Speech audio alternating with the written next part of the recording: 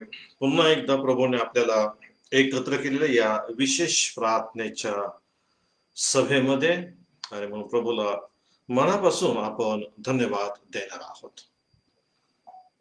आपण प्रार्थना करूया प्रियांनो आणि मग आजच्या या विशेष भक्तीची आपण सुरुवात करू.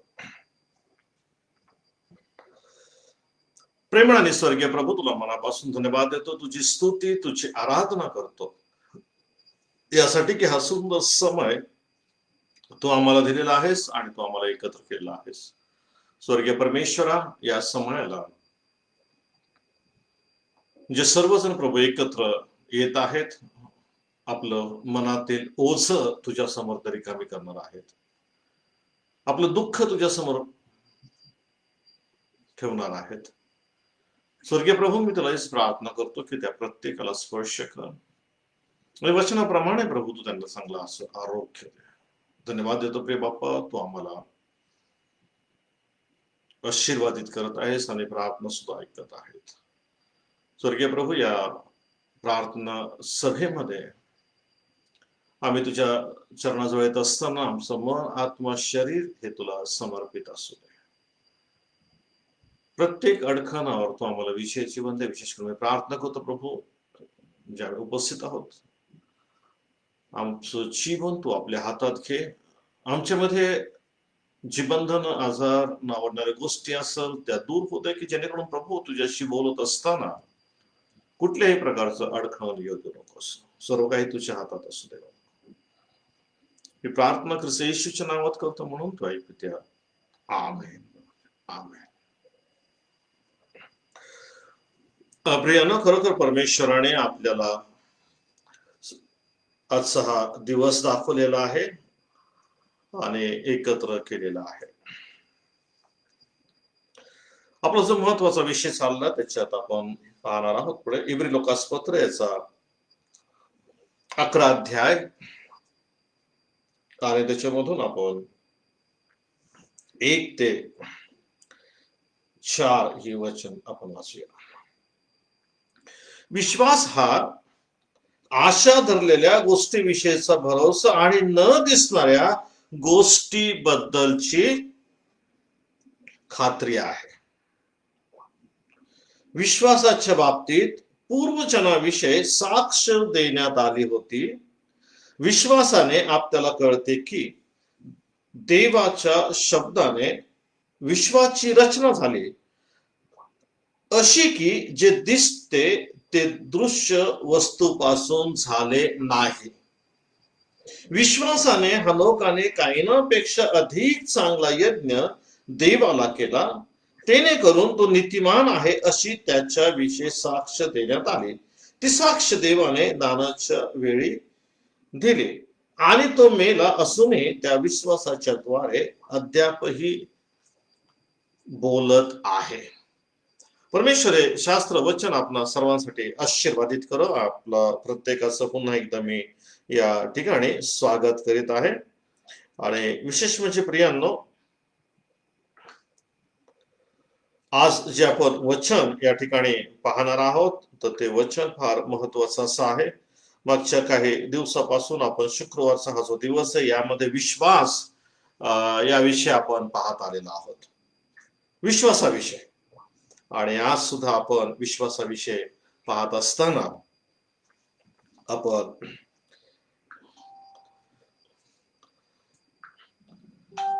हा जो विषय आहे हा विषय यामध्ये जी काही सखोलता आहे त्याचा अभ्यास करणार आहोत.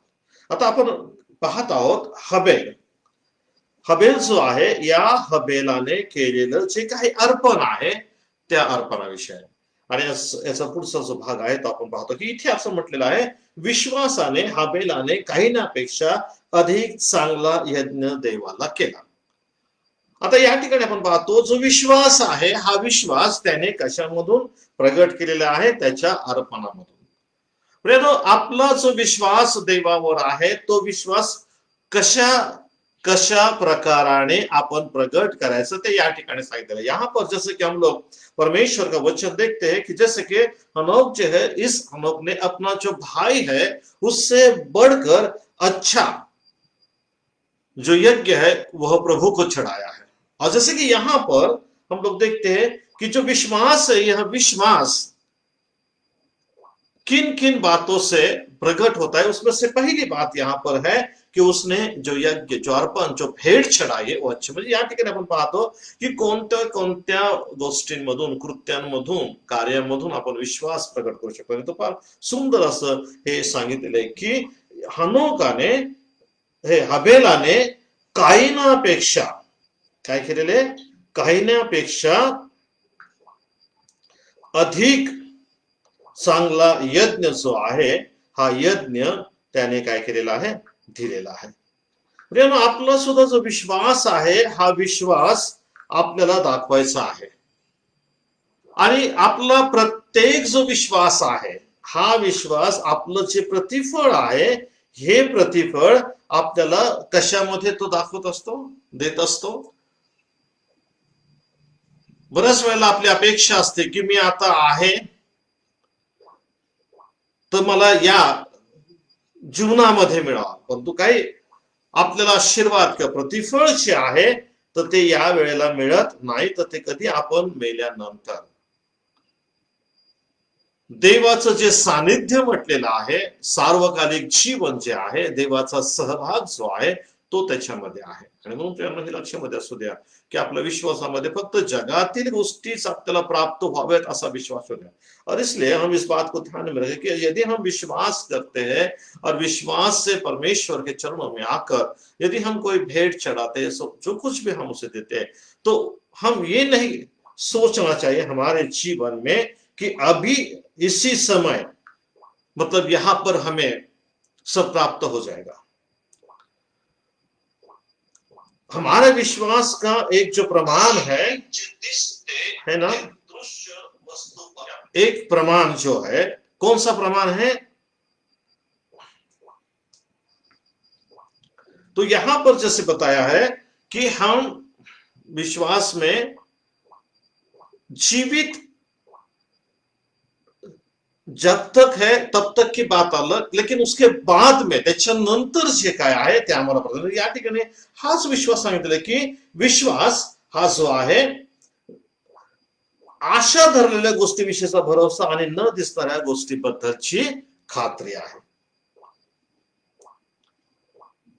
आता इथे आपण पाहतो की त्याने जो विश्वास प्रकट केलेला आहे तो कायनापेक्षा अधिक चांगला यज्ञ देवाला देव।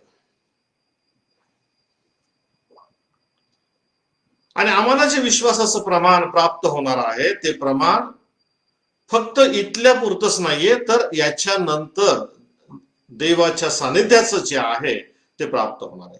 आणि म्हणून इब्री 4:11-4 मध्ये जे सांगितलेलं आहे ते आपण बारकाईने पाहिजे। त्यामुळे आपला विश्वास जो आहे, हा विश्वास आपण जे देवाला यज्ञ अर्पण करतो त्या यज्ञामधून सुद्धा प्रगट व्हायला पाहिजे। मग हे यज्ञ आपण कसं अर्पण करतो, याचा विचार करायचा, कसं अर्पण करतो। कारण बऱ्याच वेळेला असं होतं की देवाला अर्पण करायचं असं जर म्हटलं तर लोक काय करतात, कसं तरी द्यायचं, कसं तरी अर्पण करायचं, किंवा एक रूढी परंपरा कोणीतरी सांगतं म्हणून करायचं, असं आहे तसं। आता इथे सुरुवात आहे हबेलाचं जे अर्पण आहे त्याची, हबेलाचं जे काय अर्पण आहे एक सुरुवात। आणि पवित्र शास्त्र आपण पाहतो की सुरुवात त्या ठिकाणी अशी दाखवलेली आहे, सुरुवात। आणि आज जर आपण आपल्याविषयी विचार केला तर आपण या दिवसामध्ये पुष्कळ काही शिकत शिकत शिकत आलेलो आहोत। मग आपण कशा रीतीने अर्पण जे आहे ते करायला पाहिजे, कशा रीतीने। इथे म्हटल्याप्रमाणे चांगलं जे अर्पण आहे, हे अर्पण आपण करणं ही फार महत्वाची गोष्ट। त्या अर्पणातला जो विश्वास आहे, तो विश्वास आणि त्या विश्वासाच्या द्वारे केलेलं ते अर्पण हे जे आहे हे देव पाहतो, हे परमेश्वर पाहतो। अर्पण, त्यामध्ये असलेला विश्वास आणि विश्वासाने केलेलं अर्पण हे देव पाहतो. आणि म्हणून प्रियांनो, जे देवाच्या विषयी आपल्याला करायचं असतं तर ते आपण चांगलं करायला पाहिजे. बरेच लोक काय करतात, भावनिकतेमध्ये येतात आणि मग त्या ठिकाणी ते असं म्हणतात, नाही आम्ही असं करू, हे करू, ते करू, आणि थोड्या दिवसानंतर बाजूला. देवाला देण्याच्या विषयी जे देवाने आपल्याला सांगितलेलं आहे, जे शिकवलेलं आहे, त्यामध्ये आपण कुठेही माग पडता कामा नये. आपला विश्वास आपल्या देण्याच्या द्वारे सुद्धा आपण प्रकट करायचा. कारण देवाला द्यायचं तर ते चांगलंच द्यायचं. आणि हे निश्चित लक्षात ठेवा, जो खरा विश्वासू आहे, हा खरा विश्वासू देवाला देताना तो नेहमी चांगलं देतो. तो नेहमी चांगलं देतो, ये निश्चित है. जो सच्चा मसीह है, विश्वासी है, और उसे यदि परमेश्वर को कुछ भेंट चढ़ाना है तो वो हमेशा अच्छी भेंट चढ़ाता है. और अच्छे मसीह की यही एक पहचान है कि वो जिस प्रकार से भेंट चढ़ाता है उसी से पहचाना जाता है कि वो व्यक्ति क्या है. हमारा विश्वास हमारे भेंट से पता चलता है कि कैसा है, और हमारी जो भेंट है उस भेंट से हमारा विश्वास का पता चलता है.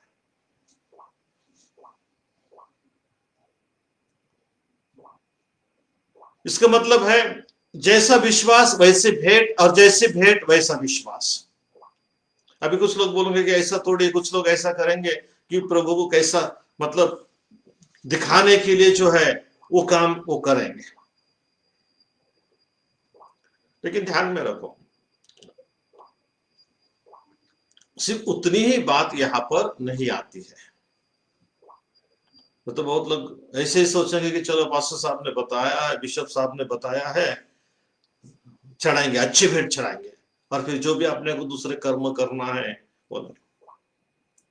ये पहिली बात आहे, ही पहिली गोष्ट आहे. पुष्कळ लोक असे म्हणतात की चला बिशप साहेब सांगतात की आपण चांगली भेट दिली म्हणजे झालं सगळं, मग आपण कसंही वागलं तरी ठीक आहे. तसं नाहीये प्रियानो. पुढे आपण पाहणार आहोत हनोकाच्या जीवनाच्या विषय.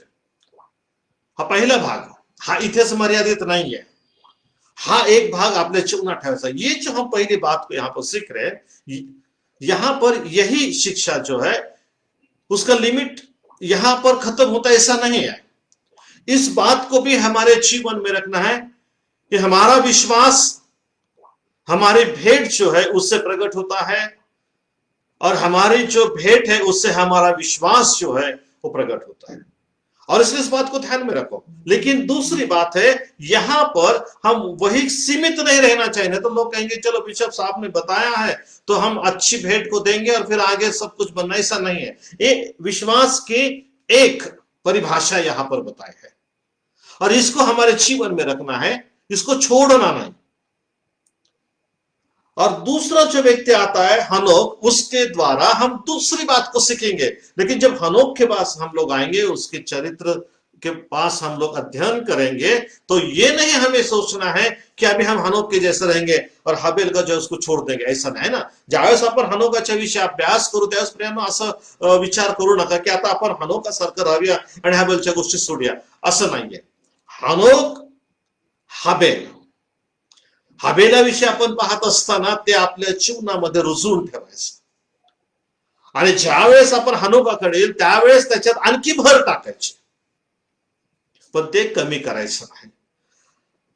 हबेल और हनोक, इनका अध्ययन जब हम करेंगे, स्टडी करेंगे इनके ऊपर और आगे और करेंगे, तो ये नहीं हमें सोचना है कि अब हम हनोक के बारे में अध्ययन कर रहे, उसके बारे में शिक्षा प्राप्त कर रहे, तो जो हबेल है उसकी बातों को छोड़ देंगे, ऐसा नहीं है.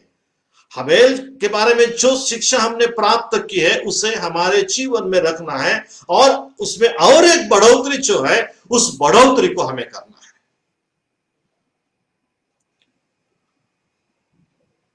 एक एक बात जो है, एक एक शिक्षा जो है वो हमारे जीवन में हमें प्राप्त करना है। विश्वास के बारे में आम्हाला विश्वासाच्या विषय एक एक गोष्टीचे आहे ते शिकायचे, एक एक विषय आम्हाला शिकायचे आणि ते आमच्या जीवनामध्ये उतरायचे. म्हणून प्रेरणा लक्षात ठेवा की पहिला विश्वास जो आहे या ठिकाणी आपण पाहतो हा लोक हबेलाचा, त्या हबेलाच्या विश्वासामध्ये फार महत्वाची गोष्ट कोणती सांगितलेली आहे तर चांगलं यज्ञ जे आहे ते त्याने केलेलं आहे, चांगलं यज्ञ. आता आपण पाहणार आहोत की पवित्र शास्त्रामध्ये परमेश्वराला अर्पण देत असताना आपल्याला काय काय करायचं. जास्त आपण हे नाही करणार आहोत, हळूहळू आपण डीप त्याच्यामध्ये जाण्याचा प्रयत्न करणार आहोत. आता आपण या समयाला वाचूया मत्तेकृत शुभवर्तमान याचा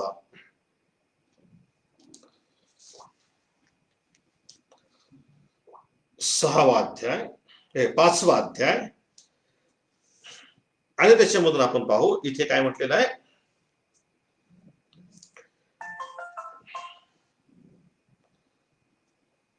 तेवीस आणि 24 वचन. Gospel of Matthew chapter 5 and verses 23 and 24. मत्ती रचित समाचार उसका 5 अध्याय 23 से लेकर 24. इथं म्हटलं की यास्तव तू आपले दान अर्पिण्यास वेदी जवळ आणत असता आपल्या भावाच्या मनात आपल्या विरुद्ध काही आहे असे तुला स्मरण झाले तर तेथेच वेदी पुढे आपले दान तसेच ठेव आणि निघून जा. प्रथम आपल्या भावाबरोबर समेट कर, मग येऊन आपले दान अर्पण कर. सुंदर प्रियानो, या ठिकाणी आपल्याला वचन मार्गदर्शन करत आहे. हबेल याचं जे अर्पण, जे चांगलं अर्पण आहे, मग हे चांगलं अर्पण करीत असताना ते परमेश्वराच्या समोर ठेवत असताना आपलं व्यक्तिगत जीवन जे आहे हे सुद्धा चांगलं ठेवणं फार महत्वाचं आहे. आणि म्हणून मी सुरुवातीला सांगितलं की असं म्हणू नका की नाही आम्ही अर्पण चांगलं करू आणि मग नंतर पाहिजे तसं वागू. तसं नाहीये. हे अर्पण देत असताना इथं म्हटल्याप्रमाणे यास्तव आपले दान अर्पण्यास वेदी जवळ नसता आपल्या भावाच्या मनात आपल्या विरुद्ध काय आहे असे तुला स्मरण झाले तर तेथेच वेदी पुढे आपले दान तसेच ठेव, निघून जा. प्रथम आपल्या भावाबरोबर समेट कर, मग येऊन आपलं दान अर्पण. इथं काय म्हटलेले, आपल्या भावाच्या मनात आपल्या विरुद्ध काय आहे असे तुला स्मरण झाले. म्हणजे कोणाच्या मनामध्ये, जो समोरचा आहे त्याच्या मनात. पुष्कळ वेळेला असं होतं की लोक दाखवण्यासाठी नाही बाबा माझ्या मनामध्ये काय असेल तर माझी क्षमा कर.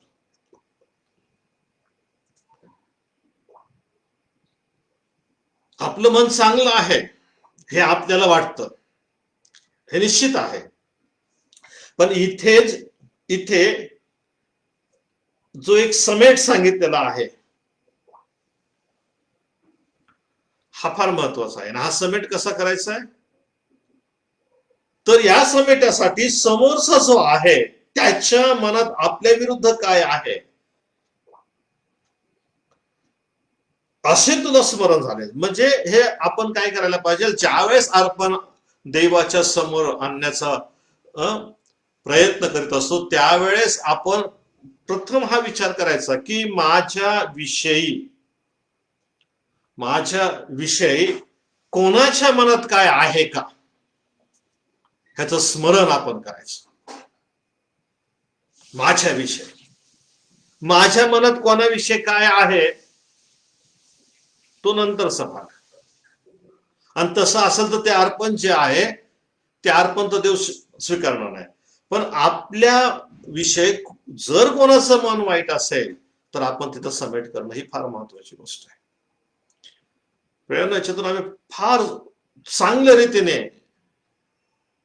शिक्षण प्राप्त करीत आहोत. पुष्कळ जण असे समजतात, असं म्हणतात. काय म्हणतात ते लोक की नाही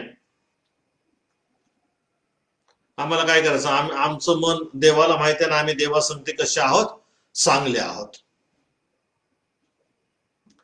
पुष्कळ लोक प्रियानो अशा रीतीने समजतात की नाही आमचं मन देवाविषयी कसे आहे, चांगलं आहे. हं? प्रियानो, आपण चांगले आहोत, आपलं मन चांगलं आहे, पण आपण देवाच्या समोर जात असताना आपल्याविषयी सुद्धा जर कोणाचं मन त्याच्यामध्ये काय आहे, तो दुःखित आहे किंवा काय त्याच्या गैरसमज आहे, हा पहिला आपण काढायचा. हा काढायचा. त्यानं फार सुंदर असं हे शिक्षण आपल्याला दिलेलं आहे, आणि आपण लोकांना हे शिकवायचंय. काय शिकवायचंय? आपलं तर मन चांगलंय, पुष्कळ वेळा आपण म्हणतो नाही मी चांगलं आहे. हे बरोबर आहे, 100% बरोबर आहे. पण अर्पण देत असताना जर कोणाचं मन आपल्याविषयी जर हे असेल, तर आपण काय करायचं? तो सबमिट करायचं. तिथे म्हटलेलं आहे. पण इथे एक सांगितलेलं आहे, प्रथम काय म्हटलेलं आहे?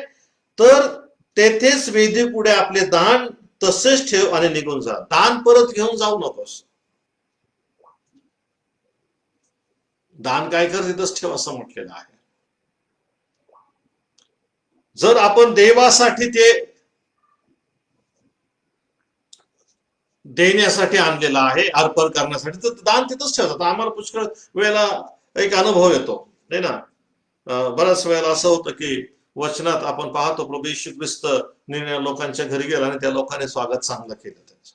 काही त्या ठिकाणी आपण पाहतो की यहुदा इस्करियोतचा होता, तो त्यांचा हे होता, खजिनदार होता, आणि तो काय करत होता? सगळं जे काही लोक द्यायचे ते ठेवत होता. म्हणजे लोक देत होते हे माहिती.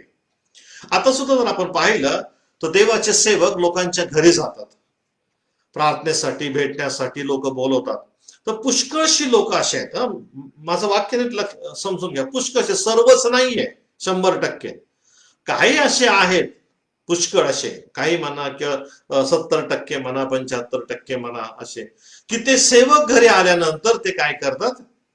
त्यांना देत असतात. मग त्याच्यामध्ये जे बाकीचे आहेत त्याच्यात काही लोक असे आहेत की ते देत नाहीत, आणि काही जण असे आहेत की ते फक्त धरून ठेवतात, आणि धरून ठेवल्यानंतर ते अर्पण जे असतं देण्याचं ते आपल्या हातात धरून ठेवतात म्हणा. आणि समजा देवाचा सेवक बोलता बोलता निघून गेला, तर ते दान परत आपल्या पर्समध्ये असेल, लेडीजच्या पर्समध्ये म्हणा, पाकिट, पुरुष असेल तर आपल्या खिशामध्ये परत ठेवून टाकतात, गेले ना जाऊ द्या. हा अनुभव आम्हाला आलेला आहे, आम्ही पाहिलेला आहे. आणि मग नंतर मग ते म्हणतात की नाही त्यावेळेस द्यायचं होतं, पण ते आता झालं, मग आम्ही ते खर्च केलं किंवा कुठेतरी हे केलं. जर प्रियानो आपल्याला देवासाठी द्यायचंय, आपण ते काढून ठेवलेलं आहे, वचनाप्रमाणे आलेल्या देवाच्या सेवकाचं स्वागत सुद्धा करताना आपल्याला ते समजत त्याचे एक प्रतीक आहे, आणि त्याच्यामध्ये एक सन्मान त्याच्याविषयी आहे. आणि जर आपल्याला ते द्यायचंय तर ते काही झालं तरी द्यायचं, ते परत आपल्याकडे ठेवायचं नाही. हे का मी सांगत आहे? कारण लोकांचा एक गैरसमज असा आहे या वचनावरून की नाही ते सबमिट करायचं, मग ते दान परत घेऊन जायचं. जर आपण देवासाठी ते ठरवलेलं आहे, ते जर काढलेलं आहे, तर ते द्या. आता इथे आपण पाहतो की घरी देणं आणि मंदिरामध्ये आणून देणं, आपलं जे काम आहे, आपलं जे कर्तव्य आहे ते आपण करायचं, मनापासून करायचं. इथे सांगितल्याप्रमाणे ही ह्याच्यामधली एक जी कृती आहे ती आपल्या जीवनात उतरायची. कोणती? तर आपल्याविषयी कोणाच्या मनात असेल ते जाऊन त्या ठिकाणी आपण सबमिट करून घ्यायचा. इथे समजा घरात आल्यावर किंवा मंदिरामध्ये ते अर्पण आपण सेवकाच्या हातात किंवा वेदी समोर जर ठेवलं असेल आणि आपल्या लक्षात नसेल किंवा उशीर झाला असेल, आणि कधी कधी त्याच्यावर प्रार्थना पण केली जाते, प्रार्थना केली असेल, पण आपण जर त्या ठिकाणी व्यवस्थित राहिलो, वागलो, तर आपल्या अर्पणाचा या ठिकाणी काय होईल? आदर होईल.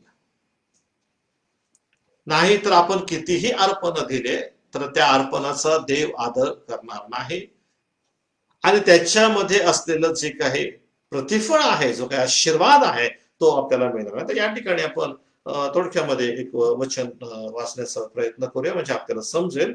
उत्पत्तीचं पुस्तक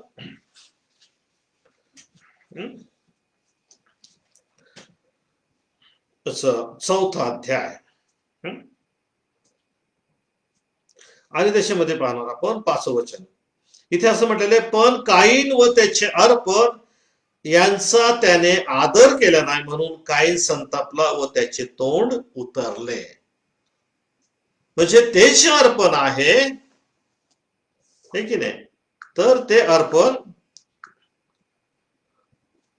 जे आपण फक्त असं देतो, पण त्याच्यामध्ये त्याच्याविषयी आपल्याला जे मार्गदर्शन दिलेले आहे, जे शिक्षण दिलेलं आहे, ते जर आपल्या जीवनामध्ये आपण उतरवत नाही, ते करत नाही, तसं वागत नाहीये, तर ते परमेश्वर त्याचा आदर करत नाहीये, स्वीकारत नाही, किंवा ते आपण द्यायचं नाही असं नाही सांगितलेलं आहे. आपलं काम आहे ठेवायचं. दुसरं आपलं काम आहे की समेट करायचा. म्हणजे हे जे आहे हे फार महत्वाचं आहे. काईन हाबेलच्या अर्पणाच्या वेळेस आपण पाहतो, हाबेलाने ज्या पद्धतीने आणलं ते, तो त्याचाच भाव होता. दुसरा, दोन भावांच्या स्वभावामध्ये, दोन भावांच्या विचारामध्ये, वागणुकीमध्ये असलेला जो फरक आहे तो दिसतो, आणि तो त्या वेळेपासून आहे. आणि म्हणून आज सुद्धा जर आपण पाहिलं, विचार केला, तर प्रत्येक भाव जे आहे त्या भावांच्या विचारामध्ये, स्वभावामध्ये फरक आपल्याला दिसतो. आम्ही नेहमी सांगत असतो, सख्खे दोन भाव आणि सख्या दोन बहिणी यामध्ये जरी लग्न झालं, सख्या बहिणी जरी जावा असल्या, तरी दोन्ही कुटुंबामध्ये विचार जे आहेत ते लवकर जुळत नाहीत. भावांमध्ये विचार जुळत नाहीत. काही गोष्टी साम्य आपल्याला दिसतं, परंतु नाही. आता आपला विषय आहे, त्या विषयाच्या अनुसार आपण घ्या, तो एक वेगळा विषय, वेगळा अभ्यास आहे. तर आपल्याला अर्पण जे आहे ते अर्पण करायचं आहे. अर्पणामधला जो विश्वास आहे तो विश्वास आपला दिसायला पाहिजे. मग आपलं अर्पण जे आहे हे चांगलं आपण त्या ठिकाणी ठेवायचं. पण हे करत असताना फक्त चांगलं अर्पण करायचं आणि आपण कसंही वागायचं असं नाहीये. तर हे अर्पण करत असताना आपण आपला स्वतःचा विचार करायचा, परीक्षण करायचं, आणि जर आपल्याविषयी कोणाच्या मनात जर काही असेल तर तो समेट पण आपण करायचा. आणि तो समेट केल्यानंतरच जे अर्पण आपण परमेश्वराला देऊ, ते परमेश्वर ते अर्पण त्याचा आदर करतो आणि त्याचं प्रतिफळ जे आहे ते आपल्याला देतो.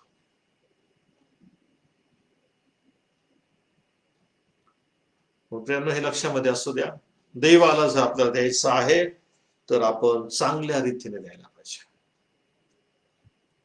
आणि चांगल्या मनाने द्यायला पाहिजे, चांगल्या विचाराने द्यायला पाहिजे, चांगल्या कृतीने द्यायला पाहिजे. फक्त मी स्वतः चांगला आहे असं म्हणू नये, तर माझ्या जीवनामध्ये माझ्याविषयी जरी कोणाचं काय मत असेल तर ते मी काय करायला पाहिजे, अभ्यास करून त्याचा विचार करायला पाहिजे. आणि मग त्या ठिकाणी जाऊन मी समेट जो म्हटलेला आहे तो करायला पाहिजे. समेटाचं अर्पण जे आहे ते आम्हाला या ठिकाणी सांगून हे आपण लक्षात ठेवूया. आणि देवाला देत असताना चांगल्या रीतीने, म्हणजे देवाचा जो आशीर्वाद आहे तो आपल्याला प्राप्त होईल. परमेश्वर आपल्याला आशीर्वादाने आशीर्वादित करो. आपण यावेळेस विशेष करून प्रार्थना करणार आहोत, आणि प्रार्थनेच्या विनंत्यामध्ये आपण मागील दिवसामध्ये प्रार्थना करीत होतो. एक लहान मुलगा कलिना इथून आहे, एलेस्टर डिसोजा, त्याच्या प्लेटलेट्स वाढण्यासाठी, आणि परमेश्वर प्रार्थनेचं उत्तर देत आहे, आणि त्याच्या प्लेटलेट्स जे आहेत तर त्या वाढत आहे. त्याचप्रमाणे आपण आणखी एक विनंती करीत होतो, आणि ती म्हणजे कर्जत या ठिकाणातून एक एंजल नावाची छोटी मुलगी, तिच्यासाठी तर परमेश्वर तिला सुद्धा काय करत आहे, आरोग्य जे काय देत आहे. आणि आज आमच्या या भक्तीमध्ये सभेमध्ये जे आहेत सिस्टर रुपाती जे आहेत ते आसाम मधून आहेत, सिस्टर लीना साळवे किंटरच्या आहेत, कल्याण मधून आहेत, सिस्टर रंजना थोरात जे आहेत डोंबोली मधून आहे, त्याचप्रमाणे सिस्टर प्राची गायकवाड पुण्यामधून आहेत, सिस्टर दीप्ती साळवे सुद्धा पुण्यामधून आहे, आणि बंधू रोहित बागुल हे सुद्धा आहेत, पुणे किंवा कुर्डवाडी या ठिकाणी ते असतात. तर परमेश्वर या सगळ्यांना सुद्धा अधिक आणि अधिक काय करेल, आशीर्वादाने आशीर्वादित कर. त्याचप्रमाणे पास्टर श्याम सुद्धा आमच्यामध्ये आहेत आणि त्यांना सुद्धा प्रभू आशीर्वादाने पास्टर इस्रायल अमेरिकाचे. जोरात बोल. पास्टर इस्रायल ते पण join. अच्छा, पास्टर इस्रायल जे अमेरिकेमध्ये आहेत ते सुद्धा आज आपल्या ह्या भक्तिमध्ये, और इसलिए पास्टर इस्रायल इनके लिए, सिस्टर रूपाती आसाम से, इनके सबके लिए हम प्रभु को धन्यवाद देते हैं और प्रार्थना करते हैं कि प्रभु और भी आपको आशीषित करे, और पास्टर इस्रायल की जो अमेरिका में सेवकाई है उसे प्रभू और भी बढ़ाए. त्याच्यानंतर आपण प्रार्थनेमध्ये आठवण ठेवणार आहोत राजू मेत्रे या बंधूसाठी. त्यांना कोरोना पॉझिटिव्ह हा रिपोर्ट येऊन कोरोना झालेला आहे, तर प्रभू त्यांना आरोग्य द्यावं म्हणून आपण प्रार्थना करणार आहोत. मेडिकल वर्कर्स सर्व आहेत, जो भी मेडिकल वर्कर है उन सब के लिए हम लोग प्रार्थना करेंगे. ब्रदर हुसैन हंसे आसाम से है, सिस्टर रंजना थोरात लोड़ा हेवन से है, सिस्टर सुवार्ता पगी दाउन से है, सिस्टर प्रिया खावड़ पगी रूबी हॉल से है, और वहां पर रूबी हॉल, वाडिया हॉस्पिटल और जहांगीर जब मुना में है, इन हॉस्पिटलों में जितने भी स्टाफ है सबके लिए हम प्रार्थना करेंगे, ताकि वहां पर बहुत से पेशेंट है. रेव्हरंड राहिल कशा काय झालं त्यातलं? जॉईन झाले.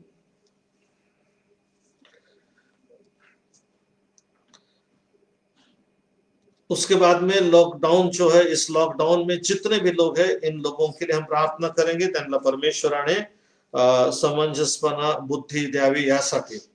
त्याच्यानंतर आपण रेव्हरंड राहेल कश्यप यांच्यासाठी सुद्धा प्रार्थना करूया. बिलासपुर से है, और प्रभु उनकी सेवकाई को भी बहुत ऐसे आशीष करे, इसलिए हम लोग प्रार्थना करें. तो इन सारी बातों के लिए हम लोग प्रार्थना करेंगे, और प्रभु निश्चित रूप से सबको आशीषित करेगा.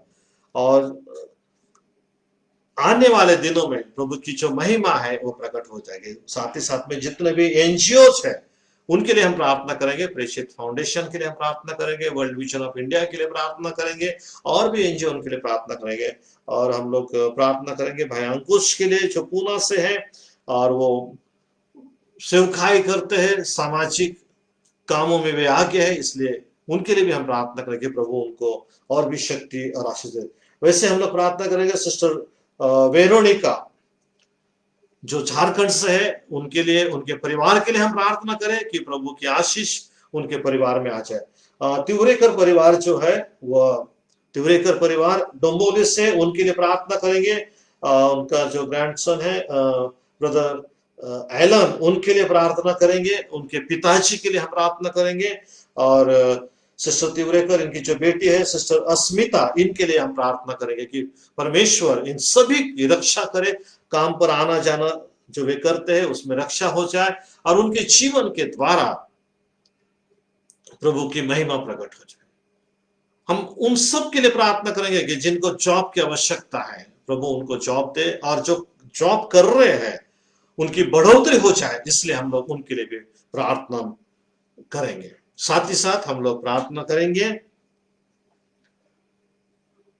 जो लोग बिजनेस करते हैं कि उनका बिजनेस भी और बढ़ जाए, इसलिए हम प्रार्थना करेंगे, ताकि इन दिनों में जो पैसों की समस्या है वह समस्या किसी के जीवन में न आ जाए, इसलिए हम लोग प्रार्थना में याद करेंगे. आइए इस समय हम अपने आंखों को बंद करेंगे और प्रार्थना करेंगे. यावेळेस आपण आपले डोळे बंद करूया आणि प्रार्थनेला प्रभूच्या चरणाजवळ जाऊया, प्रार्थना करूया. प्रेमळ स्वर्गीय प्रभू, मी तुला मनापासून धन्यवाद देतो, स्तुती करतो जे तू आम्हाला सांभाळलेला आहेस. आजचा हा दिवस तू दाखवलास त्याबद्दल आम्ही धन्यवाद देतो प्रभू. आणि जे कोणी प्रिय परमेश्वर पित्या या समयाला आपल्या समस्या, आपलं दुःख, आपले आजार विकार हे सर्व घेऊन तुझ्या समोर आहेत, प्रिय प्रभू तुला मी विनंती करतो, तू आपल्या सामर्थ्यशाली हाताने त्यांना तू स्पर्श कर. जे सर्व काही आजार आहेत, जे दुःख आहे, जी बंधनं आहेत, ख्रिस्त येशू मध्ये आज्ञा करतो की ते सर्व त्यांना सोडून निघून जा आणि पुन्हा प्रवेश करू. जो भी लोग बीमार है, जो दुख में है, जो संकटों में है, समस्याओं में है, यीशु के नाम से इन सारे बंधनों को, बीमारी को, दुख को, संकट को हम आज्ञा करते हैं, जो अधिकार हमें मिला है कि इन सब के जीवन से निकल जाए. जिस परिवार में शांति नहीं है, जिस परिवार में झगड़े हैं, अशांति वहां पर है, यीशु के नाम से आज्ञा करते हैं, ये अशांति निकल जाए, वो झगड़ा भी निकल जाए और उस परिवार में शांति और खुशहाली हो जाए। जो दास और दासी सेवकाई करते हैं, हम सबके लिए प्रार्थना करते हैं कि उनकी सेवकाई की बढ़ोतरी हो जाए, उनकी कलीसिया जो है आत्मिक जीवन समझदारी में आगे बढ़े ऐसा होना, ताकि इन दिनों में अपनी कलीसिया अपने पासवान के साथ वे लोग ईमानदारी से रहे ऐसा होने दे। धन्यवाद देते हैं प्रभु जी, तूने हमारे प्रार्थना को सुना है। पिता परमेश्वर, जितने भी प्रभु जी मेडिकल कर्मचारी है, सेवक है, सबके लिए प्रार्थना करते, सबको अपने हाथों में अपने स्वर्गदूत के द्वारा रक्षा अगुवाई कर, और पिता परमेश्वर उनके द्वारा तो गवाही का कारण बन जाए। वो जो भी सेवकाई कर रहे हैं, पेशेंट्स प्रभु जी ठीक होने पाए, ऐसे हम तुझसे विनती करते हैं। जिन्होंने वचन सुना है प्रभु जी, आज के वचन के अनुसार हम जो तुझे भेंट चलाते हैं, हमारी भेंट अच्छी होनी चाहिए जैसे हाबिल ने चढ़ाया। लेकिन प्रभु जी यहां पर तूने जैसे हमें बताया है कि हम जब भेंट चढ़ाने के लिए आते हैं, तो प्रभु जी यदि किसी के मन में हमारे बारे में कुछ है, कुछ अटकाव है, तो उसे निकालने के लिए, सलोका उसके साथ करने के लिए अर्पण देने वाले हम सबके मन में प्रभु जी एक जागरूकता तो दे, क्योंकि ये अर्पण जब भी हम करेंगे तो अच्छा होना चाहिए। धन्यवाद देते प्रभु जी इस अच्छी शिक्षा के लिए। वैसे प्रभु जी हम प्रार्थना करते हैं कि जिनका जन्मदिन आज है प्रभु जी, जिनका वेडिंग एनिवर्सरी आज है, उन सभी को तो आशीषित कर, और उनके जन्मदिन और उनके वेडिंग एनिवर्सरी में प्रभु जी ऐसी आशीष उनको देके उनका पूरा परिवार प्रभु जी सच्चाई से तेरे चरणों में आ जाए। प्रभु जी हम प्रार्थना करते हैं जिनको काम की आवश्यकता है, उन्हें काम दे प्रभु जी, क्योंकि प्रभु जी देने वाला तू है। पिछले बार भी प्रभु जी जब भी हमने प्रार्थना की थी कि जिस समय प्रभु जी जो आर्थिक मंदी आई थी, तो तूने प्रार्थना का उत्तर दिया था, और इस समय भी प्रभु जी हम तुझसे मांगते हैं, और ये निश्चित है कि तू हमें प्रार्थना का उत्तर देने वाला है। जिनको काम की आवश्यकता है उन्हें अच्छे काम दे प्रभु जी, जो काम कर रहे हैं प्रभु जी उनकी काम की बढ़ोतरी होने दे। साथ ही साथ जो बिजनेस करना चाहते हैं उनको अच्छा बिजनेस भी हो, करने के लिए ज्ञान बुद्धि ताकत दे, और जो बिजनेस में है प्रभु जी उनका बिजनेस भी बढ़ा दे। धन्यवाद देते हैं प्रभु जी सबके लिए कि जो तेरे चरणों में है और जिनकी विनती यहाँ पर आई है, सबको तो आशीषित कर, और फिर एक बार हम सबको तो इकट्ठित कर। प्रार्थना उद्धार करता प्रभु यीशु मसीह के नाम से मांगते सुन और कबूल कर, आमीन। अब हमारे जीवित और आसमानी पिता परमेश्वर का प्रेम, उद्धार करता प्रभु यीशु मसीह का अनुग्रह और पवित्र आत्मा की संगति हम सबके साथ और यहाँ पर उपस्थित रहे हर एक के साथ, और जिनके लिए प्रार्थना की है उन सबके साथ प्रभु यीशु मसीह के दूसरे आगमन तक रहे, आमीन आमीन।